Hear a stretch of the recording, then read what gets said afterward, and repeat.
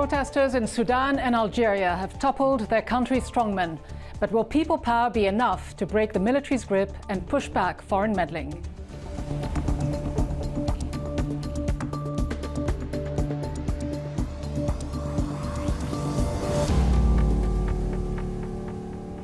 Hello and welcome to Bigger Than Five with me, Ghida Fakhry.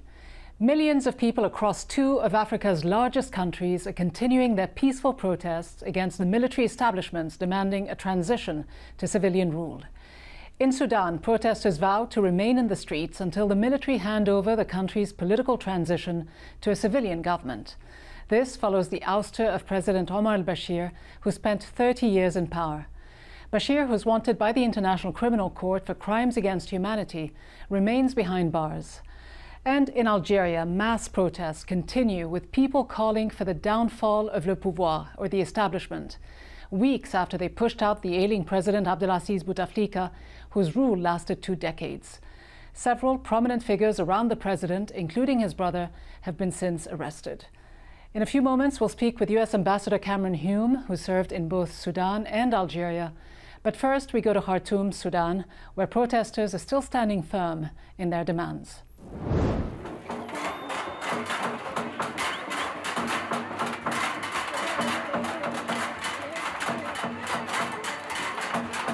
والحته شكلها اتغير كله. هاي قالوا داري ينظفوا المكان، قلت لهم انتوا نظفوا الكيزان، نحن بننظف المكان.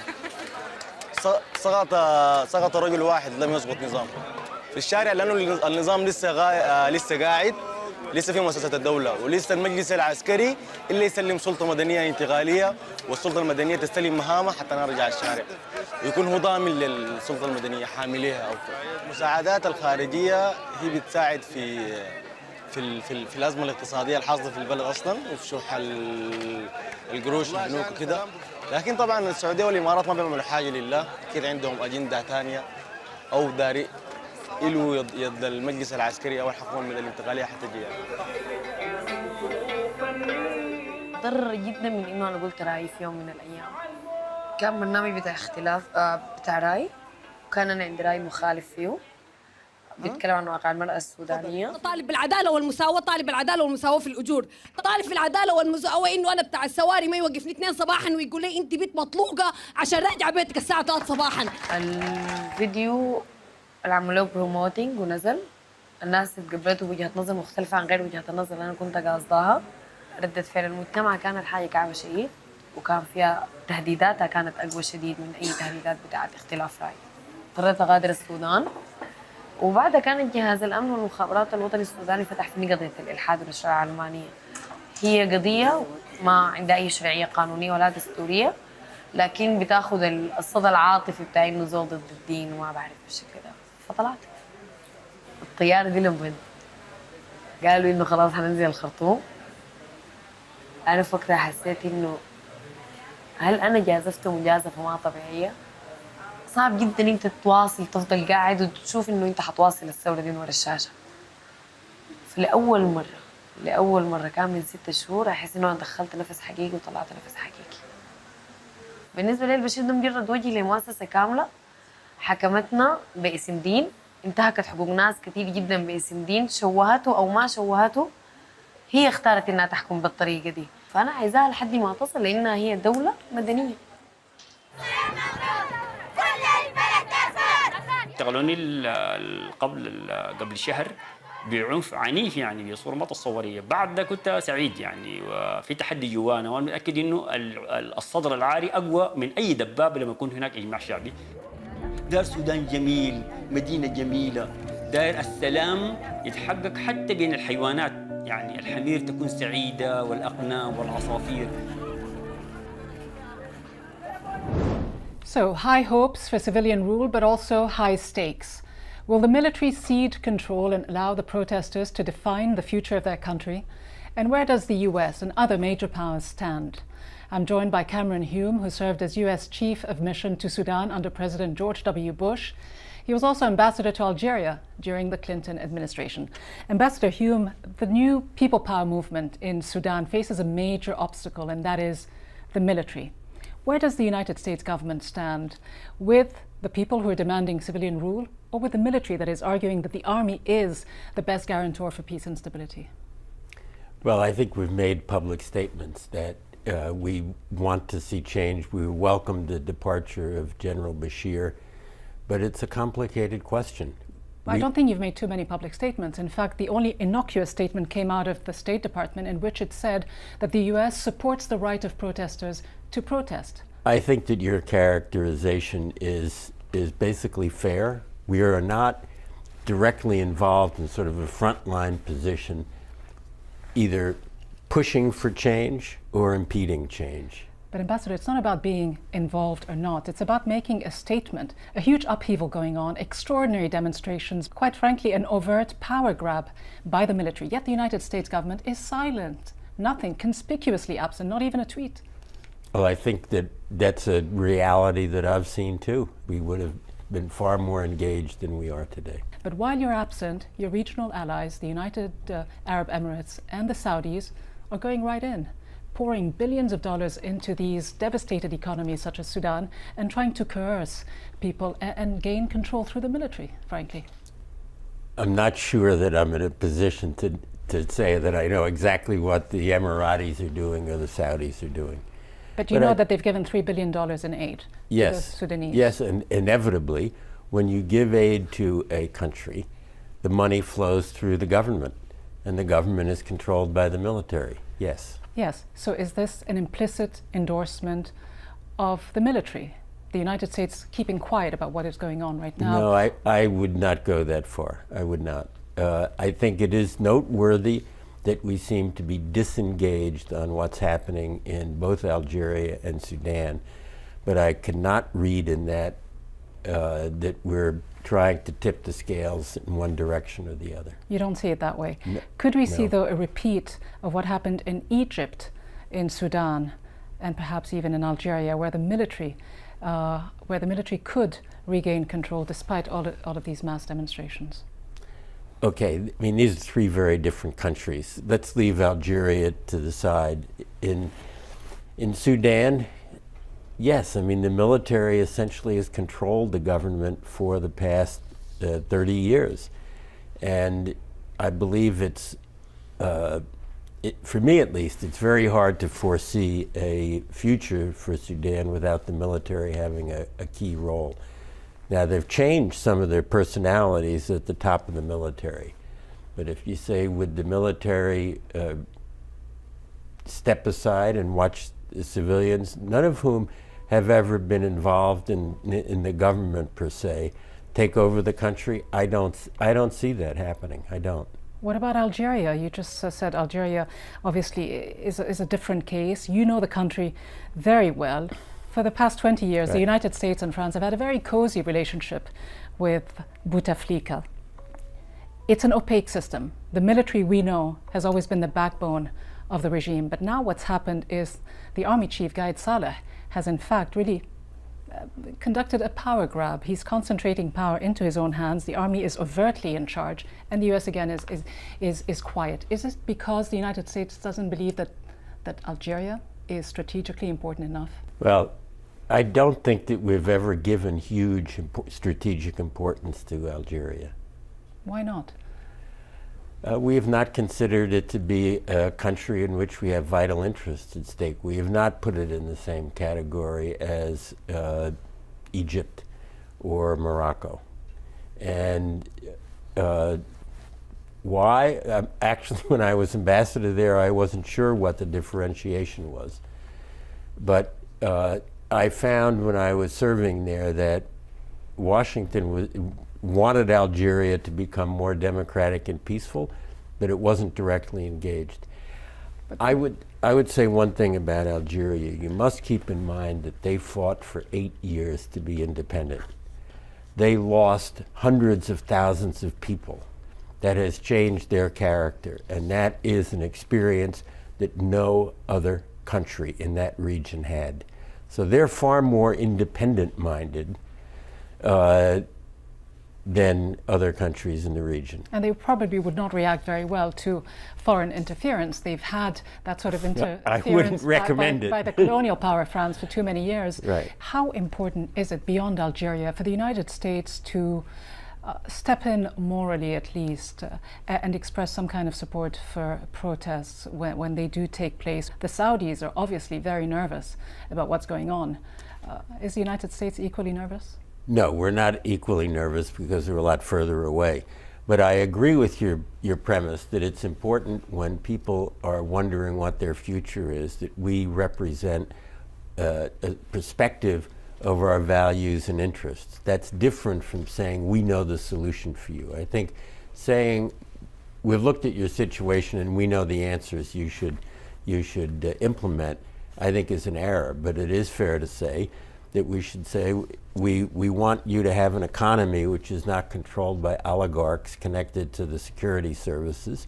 We want you to be able to reduce the level of youth unemployment, particularly among the educated, which is most Americans would not believe that unemployment is worse if you have a university or higher if you have a university degree than if you have no education. You represented several administrations, including George W. Bush and Clinton. Clearly, the United States administration under President Trump has pinned its hopes, at least its regional policy, on its close alliance with Saudi Arabia, Mohammed bin Salman, and Egypt, Sisi, yes, to counter Iran's influence in the region. Is this, in your opinion, a mistake? I think we shouldn't be rooting for sides in the Middle East. I think we should be very cautious about that. I often felt when I was serving there and after that while there are people in the United States who understand the Middle East as a political entity, the United States does not understand the Middle East, and we don't perceive the shifting series of alliances among political actors in the Middle East that animate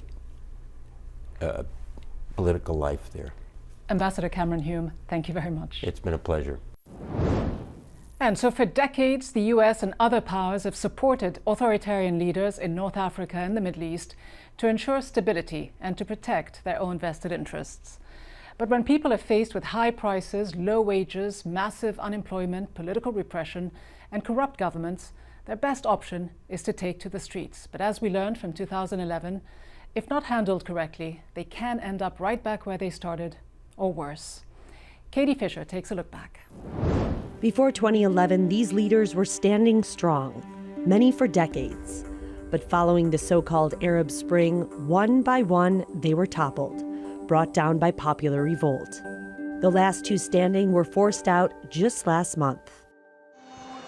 But instead of the promise of human rights, the end of corruption and economic reform, chaos and war has spread through the region. Tunisia's President Zain El Abidine Ben Ali was the first to be forced out in January 2011 after over 23 years in office. Tunisia inspired revolts across the Middle East and North Africa. And while it has been considered the only success, the country has still endured ISIS attacks and is plagued by high inflation and unemployment, the very issues which brought protesters to the streets in 2010. Egyptian leader Hosni Mubarak was forced out in February 2011 shortly after protests erupted in Tahrir Square against his nearly 30-year rule. Mohamed Morsi, a member of the Muslim Brotherhood, won in the first free election in 2012.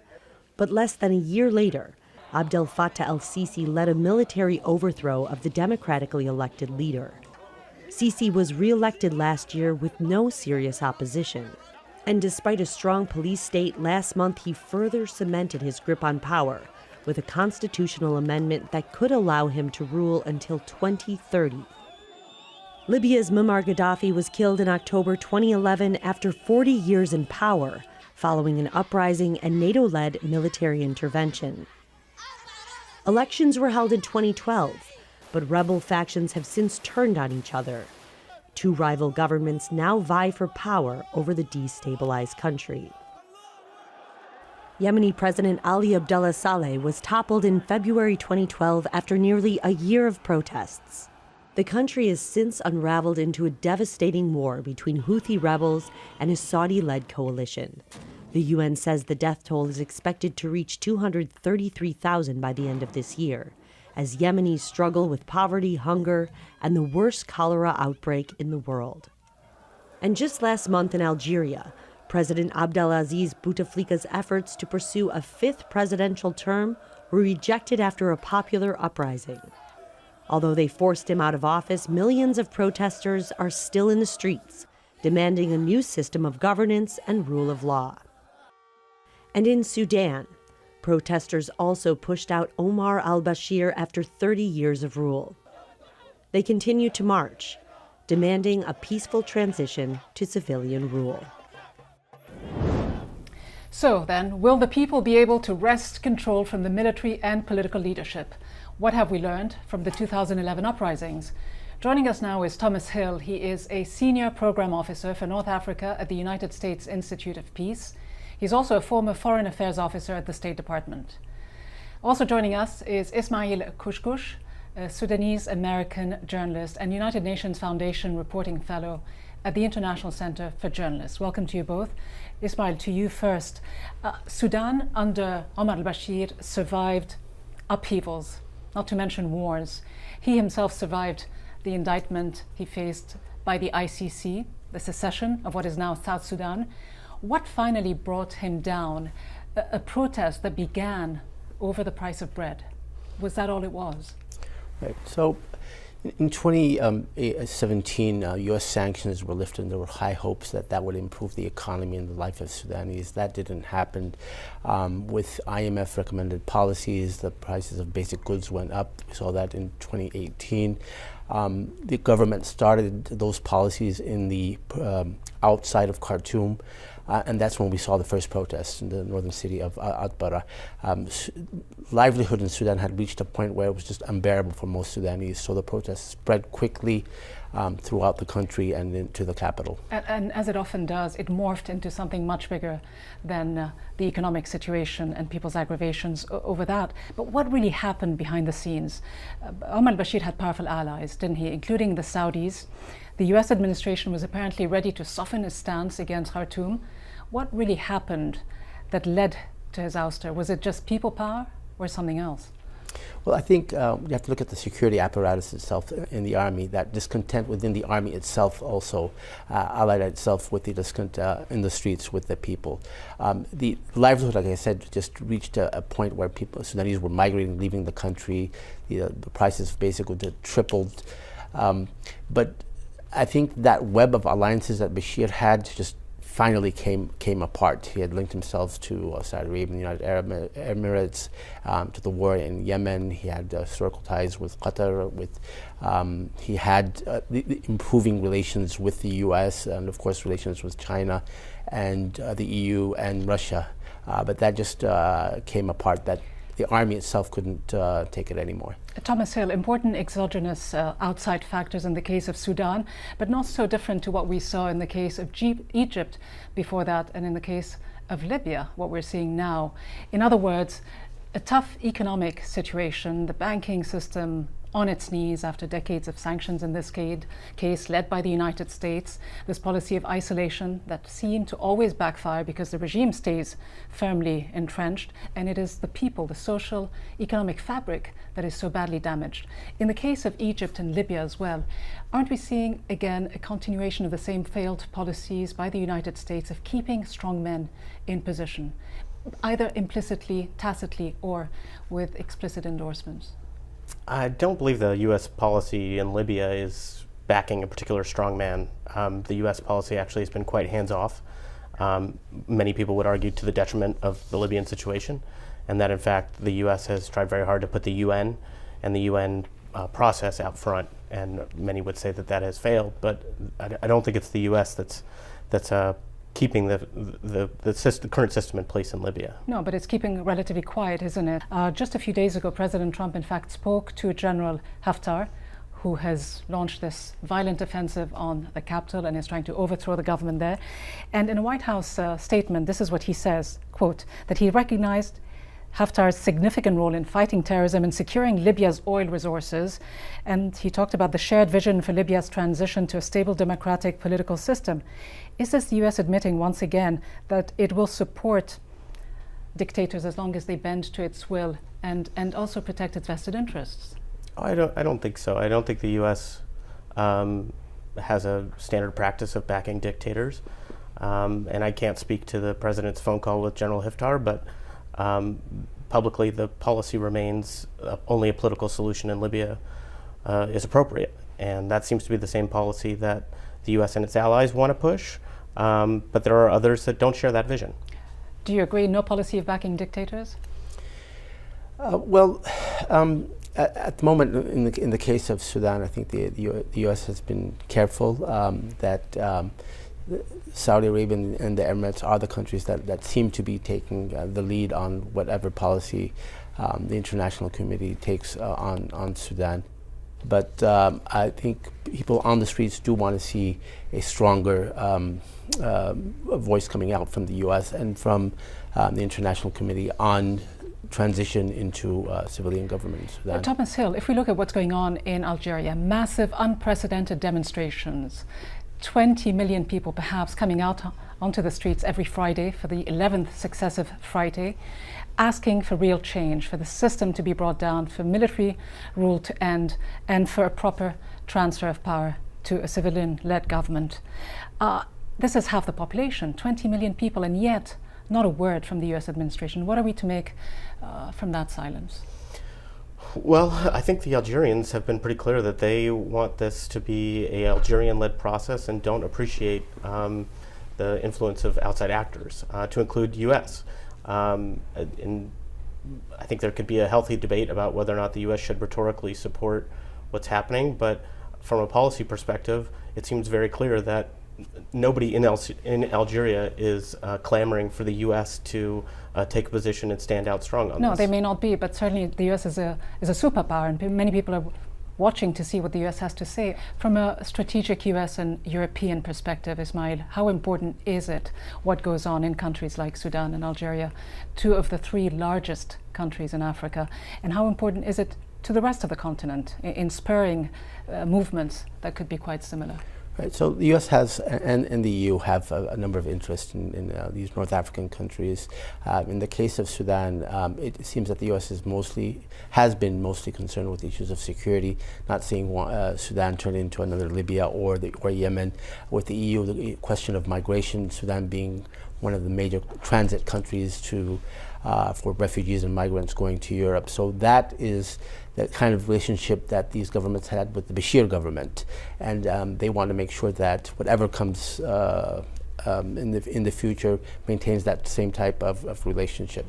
Thomas Hill, authoritarian rule, and we speak about this quite often, is justified in so many of these different countries by the specter of Islamists taking over power. We saw this in Egypt with Sisi thwarting the so-called revolution there and taking over control. He managed a few days ago to get President Trump to list the Muslim Brotherhood as a terrorist organization. To what extent do you see this as wise and sound US policy to be backing, emboldening these sort of authoritarian rulers instead of people who are asking for democracy? Well, I think it would be imprudent to try and say globally we will have one policy. The idea is that we have interests that are different in different parts of the world. And while the Egypt policy, in my mind, is not clearly articulated, I don't know at this point what actions the U.S. could take that would change the outcome. Ismail, we mentioned earlier the Emiratis and the Saudis on the one hand. There's also Qatar and Turkey on the other. Right. Can anything good come out of all of this if you have the strong footprint of any of these regional powers waging their own proxy wars? I think protesters on the ground in Sudan and also in Algeria want to see that they take control of their affairs without the interference of regional powers, whether it be these two major axes, the UAE-Saudi axis on one hand, and Egypt, particularly in the case of Sudan, Egypt having particular historical relations with Sudan, or Qatar and Turkey on the other side. There have been people have been chanting, no interference from the UAE or Saudi Arabia or Egypt in Khartoum, and even have called to refuse the aid package that the UAE and Saudi Arabia have sent to Sudan. So they don't want to see Sudan turn into another Egypt or into another Libya, that they want to see a true transition into a democratic government. Thomas Hill, very briefly, the role of these regional powers is quite obvious. What about the role of the larger powers, not just the United States, but China and Russia as well? Sudan and Algeria both have oil and gas. Yeah, well, I would like to believe that great powers have more than a singular interest in these countries beyond energy, and certainly the will of the people should be respected in a democratic process that's inclusive, but great powers should refrain from trying to tip the scales in one direction or another. Thomas Hill, Ismail Kushkush, thank you both very much indeed. Thank you. Thank you. And so while it is always worrisome when major powers interfere in the internal affairs of developing countries, it is equally worrisome when they remain conspicuously silent in the face of massive popular upheavals demanding an end to authoritarian rule. In the end, will the people be able to defeat the powerful forces pulling the strings, both domestic and foreign? And will they be able to have the final say? From me, Ghida Fakhry, and all the team here in Washington, thanks for watching. See you next time.